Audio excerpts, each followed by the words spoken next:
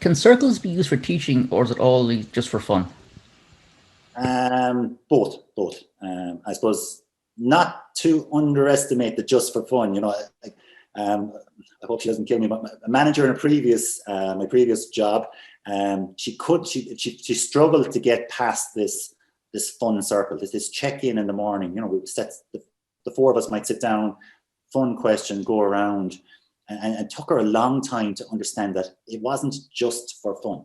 I mean, what were you doing? You were elevating the mood of everyone, and people would say it straight away. You could see it. So for 2 minutes effort, you had people who were feeling little bit better, a little bit more lively, better focused, slightly, better connections with each other. So, I mean, right. So, I mean, one example that always comes to mind was, two of us happened to have laid a patio that weekend. There's a conversation later in the day about his patio and my patio. So that just for fun had done a huge amount in a very short space of time. So the question is, can it be done for teaching as well?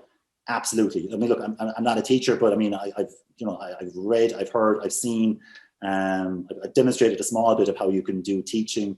For example, and maybe teachers probably do this already, but getting everyone in a circle and just having a kind of a battle, a maths battle. So 5 plus 7, pointing at two kids, and the excitement it generates. So you're having a maths quiz, if you like, but you're doing it in a circle.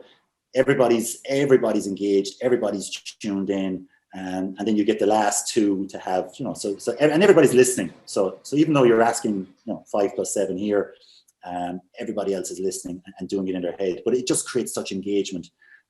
I suppose, look, if I have to give a recommendation here, Adam Voigt, he's the head of Real Schools Australia. He's done a 1-hour webinar.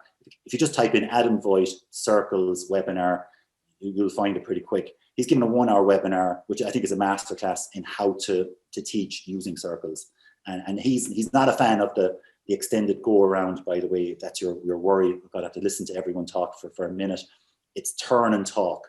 So just working in pairs. And again, people, I'm sure teachers do this, but they mightn't recognize it as restorative practice or circle time necessarily. But getting kids to just turn to your neighbor and talk about what do you know about the Vikings, what do you know about the mountains of Munster or wherever, and just for 90 seconds, and then come back to the group asking the questions. So definitely teachers can use circles for teaching.